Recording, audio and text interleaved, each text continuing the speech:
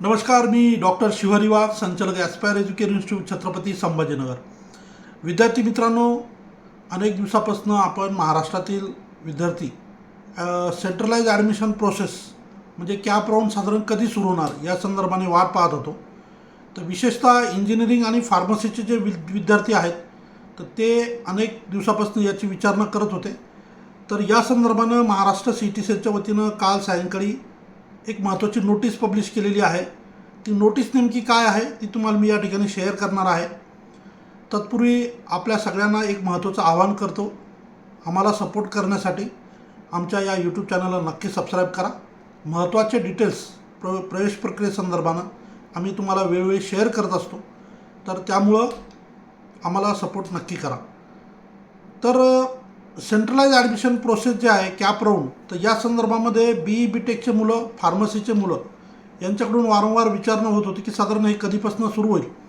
तर त्या प्रवेश प्रक्रियेसंदर्भात एक टेंटेटिव्ह शेड्यूल CET-सेलनं काल पब्लिश केलेलं आहे. आणि नेमकं काय आहे ते पहिले समजून घेऊया. काल सायंकाळी हे शेड्यूल पब्लिश झालेलं आहे. The state CET cell has conducted a number of CETs and their results have also been declared. The centralized admission process CAP has already commenced for 9 professional courses and direct secondary admission to degree under agricultural department. The tentative centralized admission process schedule of higher and technical education department is as follows.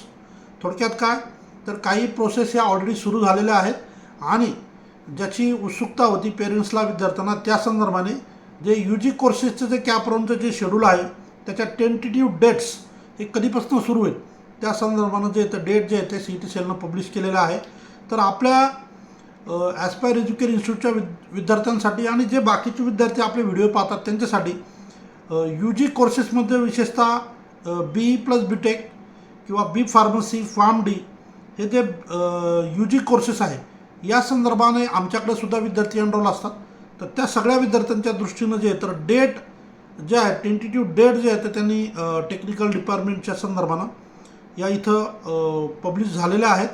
साधारण BE-BTechचं registration प्रक्रिया 10 जुलैपासून सुरू होईल आणि B pharmacy, PharmDची प्रक्रिया जी ती 11 जुलैपासून सुरू होईल.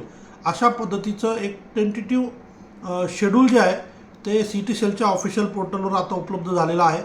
सो महाराष्ट्रातील ते तमाम विद्यार्थी ज्यांना इंजिनिअरिंगला प्रवेश घ्यायचा असेल किंवा ज्यांना फार्मसीला प्रवेश घ्यायचा असेल तर अशा विद्यार्थ्यांच्या दृष्टीनं हे शेड्यूल अतिशय महत्त्वाचं आहे.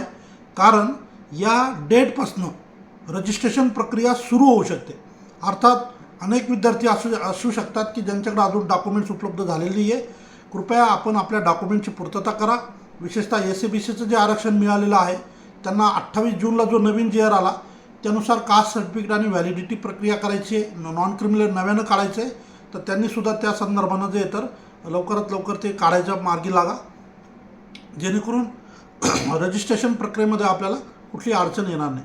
सो महाराष्ट्रातील तमाम विद्यार्थ्यांसाठी BE-BTech आणि फार्मसी याचं रजिस्ट्रेशन लवकरच सुरू होतं आहे असं आपल्याला या व्हिडिओच्या माध्यमातून मी सांगतो आणि या ठिकाणी थांबतो. धन्यवाद.